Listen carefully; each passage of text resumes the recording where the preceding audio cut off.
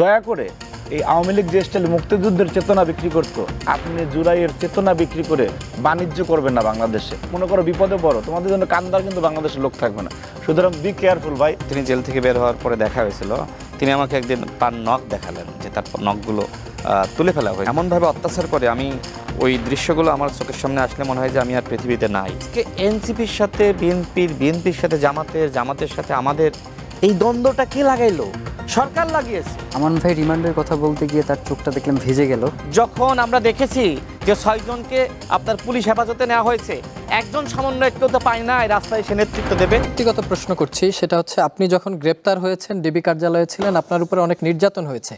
আমি একটু ছোট্ট করে জানতে চাই ওই সময়ের আপনার মানে কষ্টের জায়গাটা যদি একটু দর্শকদের জন্য বলেন, তাহলে আমরা একটু বুঝতে পারবো যে আমরা আসলে কী ধরনের নির্যাতনের শিকার হয়েছি। দেখুন, এটা আমি 19 দিন রিমান্ডে ছিলাম একটা না, পল্টন পুলিশ হত্যা মামলা 28 অক্টোবর 2023-এ। এই রাশেদ খান আমরা একই স্পটে ছিলাম, ওই ঘটনার ফুটেজ দেখে আমাকে গ্রেপ্তার করেছিল। এইটা আপনি 19 দিনের নির্মমতা তো আপনি আসলে 1 মিনিটে বলতে পারবেন না, কিন্তু এত কষ্টের বিনিময়েও সবার সম্মিলিত অংশগ্রহণেই সব নিপীড়িত মানুষের সংগ্রামেরই তো হাসিনার বিদায় হয়েছে। সুতরাং আমি সেই কষ্টের স্মৃতিচারণ করতে চাই না। ওইটা আর একদিন অন্য কোনো অনুষ্ঠানে আপনি ডাকবেন, সেখানে স্মৃতিচারণ করব। কিন্তু আমার একটা আহ্বান থাকবে, যারা এই টক শোটা দেখবেন, যে বিশেষ করে এনসিপির ভাইরা যারা আছেন, আপনি নিজেকে প্রশ্ন করবেন যে আপনি কোন পর্যন্ত বলার অধিকার রাখেন। আপনি কতটুকু বললে আপনি সামাজিক বিশৃঙ্খলা হবে না, সেইটুকু আপনাকে বুঝতে হবে, কতটুকু বলার আপনি অধিকার রাখেন। এবং দয়া করে এই আওয়ামী লীগ যে স্টাইল মুক্তিযুদ্ধের চেতনা বিক্রি করত, আপনি জুলাইয়ের চেতনা বিক্রি করে বাণিজ্য করবেন না বাংলাদেশে। এটা আস্তে আস্তে একটা সময় চলে আসবে যখন কিন্তু আপনাদের বিরুদ্ধে যদি মানুষ দাঁড়ায়, আপনাদের জন্য কথা বলার কিন্তু কেউ নেই। হাসিনার ইন্ডিয়া ছিল, আরও অনেক স্টেক হোল্ডার তাদের আছে, কিন্তু তোমরা যদি মনে করো বিপদে পড়ো, তোমাদের জন্য কান্দার কিন্তু বাংলাদেশের লোক থাকবে না।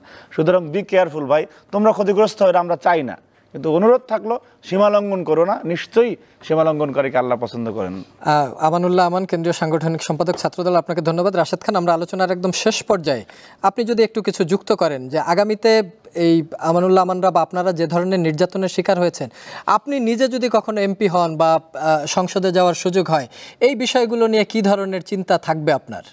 দেখেন, আমি 2018 সালের কোটা সংস্কার আন্দোলনের সময় অ্যারেস্ট হয়েছিলাম। ওই সময় আমি টানা 15 দিন পুলিশের রিমান্ডে ছিলাম এবং টোটাল 19 দিন, 18 থেকে 19 দিন আমি পুলিশের হেফাজতে, রিমান্ড সহ।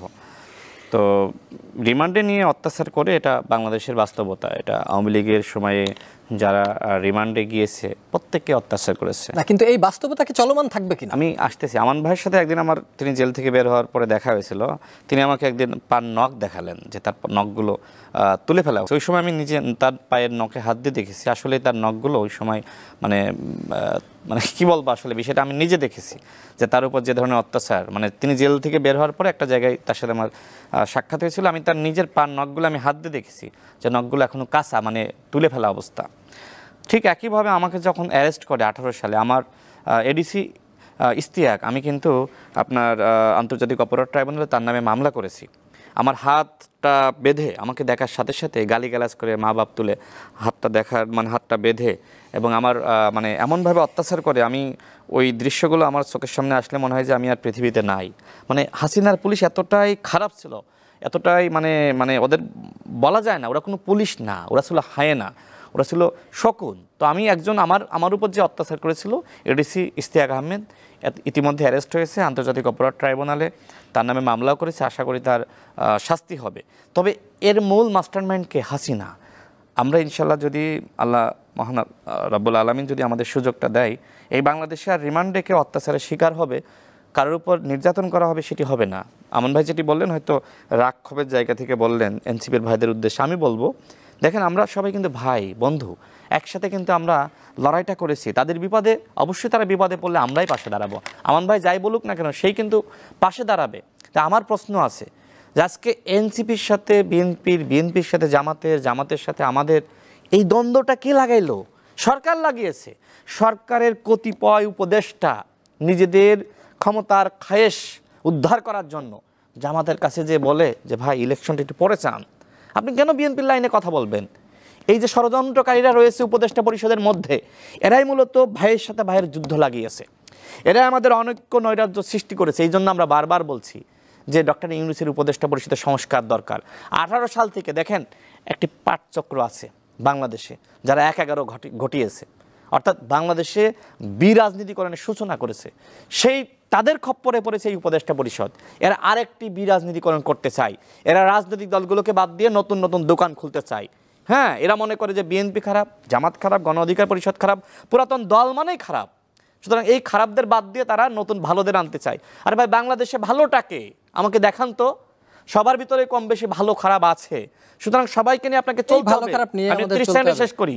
এই যে আমরা যারা ছিলাম সবাই তো হাসিনার পতন ঘটিয়েছি, ওই সময় কি কোনো ভাই বলেছে যে এক স্বৈরাচারকে হটিয়ে আর এক স্বৈরাচারকে ক্ষমতায় আনবো না, তোমরা যারা ভবিষ্যতে স্বৈরাচার হবে আমাদের সাথে আসতে পারবে না? এই কথা বললে কি তাদের আহ্বানে 10 জন যাইতো?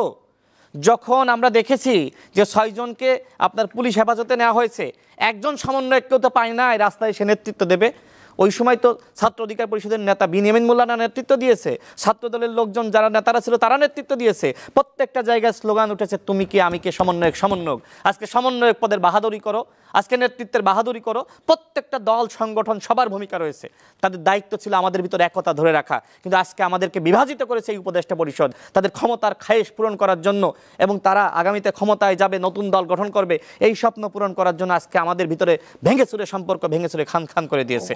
এর দায় তাদেরকে নিতে হবে এবং বিচার কিন্তু হবে, জনগণ তাদেরকে কোনোভাবেই ক্ষমা করবে না এই অনৈক্য ভেঙে, এই অনৈক্য এবং নৈরাজ্য সৃষ্টি করার জন্য।